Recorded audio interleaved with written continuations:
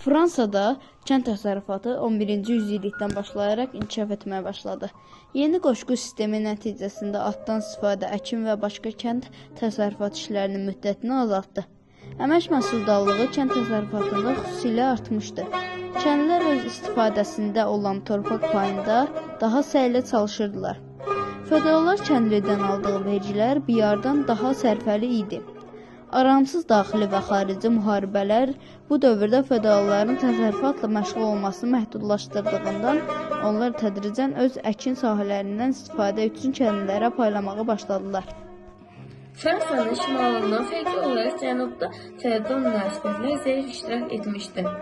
Bunun səbəbi şəhərlərin inkişafı və dağlıq bölgələrdə azad icmaların qalması idi.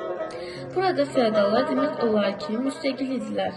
Fransanın şimali ilə cənubu arasında sosial, iqtisadi və siyasi inkişaf fərqləri ölkədə vahid xalqın formalaşmasına mane olurdu.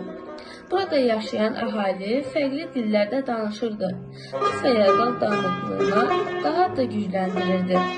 Sənətkarlığın kənd təsərrüfatında ayrılmış nəticəsində 10-cu yüzillikdə Avropada bir sıra şəhərdə yarandı. Roma imperiyası dövründə salınmış şəhərlər bərpa edildi və yeni şəhərlərin əsası qoyuldu.